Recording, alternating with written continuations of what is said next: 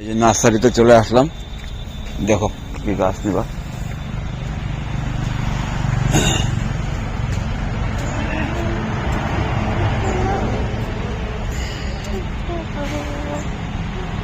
ভিডিওর সঙ্গে থাকো, আমরা কি কি গাছ নিচ্ছি দেখাচ্ছি, গাছগুলো সব পছন্দ করে।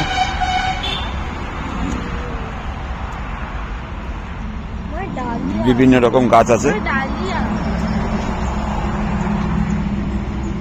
দেখো এগুলা গাছ বেশি দিন টিকবে না, যেগুলো গাছ টিকবে